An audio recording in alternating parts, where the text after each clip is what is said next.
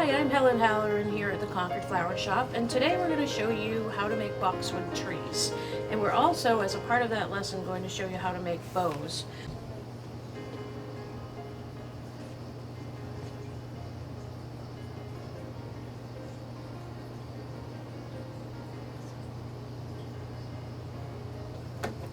Boxwood is a fun green that lasts forever, so you can use it in all kinds of things, not just trees. We like it at Christmas time because of its lasting quality, and the boxwood tree is really just a takeoff on the English topiary. So for the boxwood tree, the first thing you need to do is soak your boxwood really well. Here it is. Now to soak it, I had it in a tall bucket and fill the bucket up. I use pretty warm water just because your hands get kind of cold and it's just more comfortable. I also think it hydrates quicker in warm water. I've used half a block of Oasis in this simple design bowl, but you can use any container you want, and I'll show you some variations later. And start with your nice shaped centerpiece. And I don't want some of these little side pieces that are too sticking out, so I trim it. Cut it, put it in. If your top is a little off angle, pay attention to where that is in the center, and don't worry so much about the stem on the bottom. That could be off center as long as your point is centered. And then you push this down in like so. And you get your next pieces.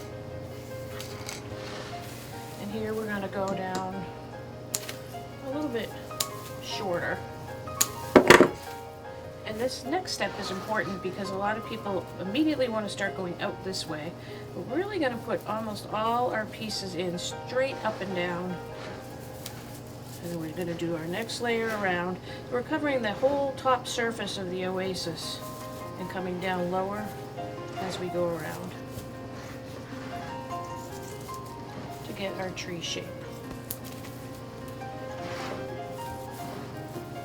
Layer around, and if you have one that's pointing a little out, turn it so it points a little in.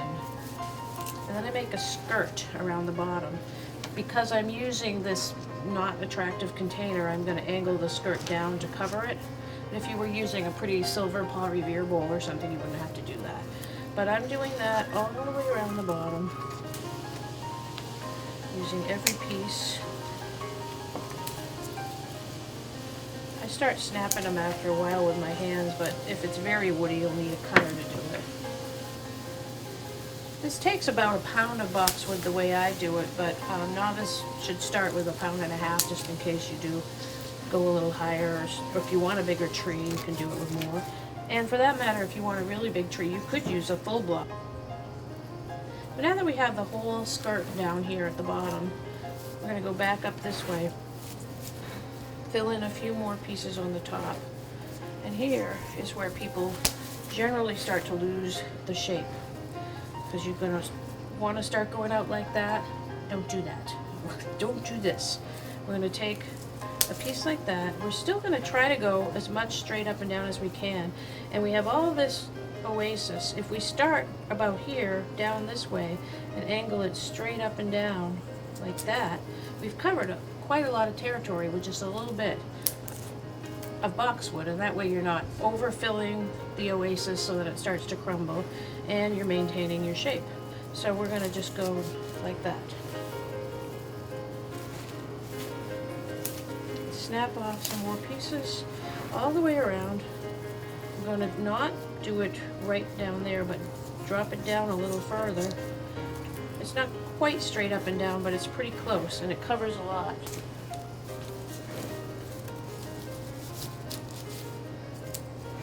But just remember to keep going straight up and down as much as possible. And I think you'll find you can cover most of the Oasis with a lot less, which is why I tend to use 1 pound, and when I teach a class, everybody tends to use 1.5 pounds. Either that's sticking out a little too much. Probably use too big of a piece. You only have a few chances to take out from the Oasis and move it, because if you do that with every piece, you end up with a big crumbled mess, which is why you should probably have extra Oasis on hand just in case. You can see how that's shaping into a nice little tree. And I have almost finished it. You can get the idea. I have some finished ones that I can work on now so that you can see how it looks. We'll do this one in a white theme, kind of shimmery. So I've already made a bunch of these little bows that are iridescent with a little bit of sparkle to them. I find that if you kind of do everything with a pattern, you find you'll cover everything well. And a lot of people don't do the bottom very much because they're looking down on it, but when you're looking at this from across the room, you'll notice empty spaces on the bottom. So I always start at the bottom. So that'll do it with 3, and then a few more for the top.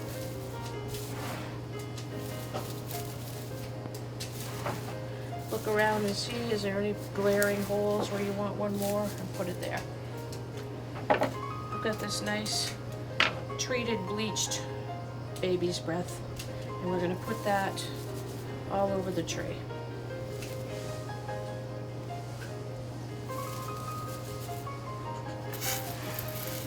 Go all the way around the tree with that. There's all kinds. This is going to be, you know, all white like snowy winter day. We have options of more colorful treatment too. Some little silver packages that you can buy at craft stores.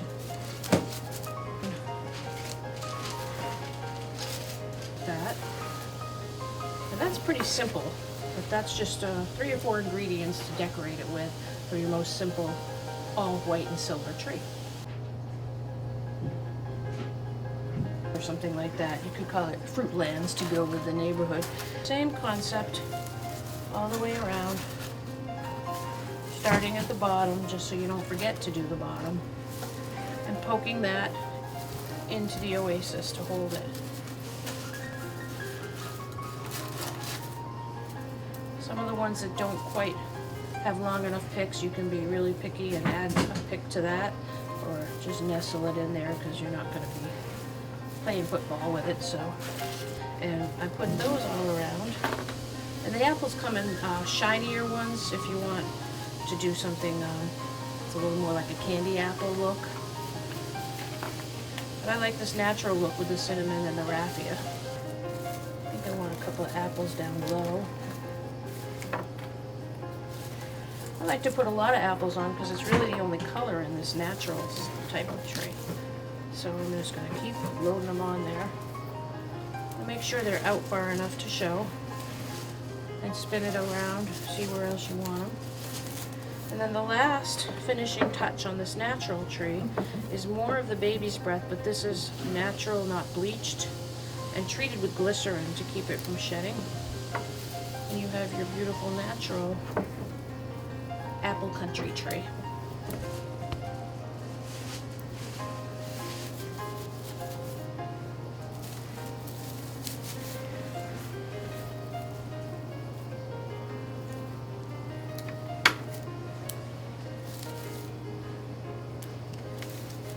So what's great about Boxwood trees is how long they last. You could get one the 1st of December. It'll still look good at Christmas. Makes a great gift for someone in a nursing home or a small apartment that just doesn't have a lot of room. I know my mother doesn't like to put up a big tree anymore. It's just too much work, but she does have a lot of Christmas spirit, so she always likes to have a little boxwood tree. And you can use it in a window, make it a little bit bigger and put lights on it. It adds to your outdoor decorating as well. So there's a lot you can do with a boxwood tree, but they do make great gifts. I have several customers that buy 10 or 15 of them, and that's what they give everybody for Christmas. And there you have it, a natural country Christmas tree that I like to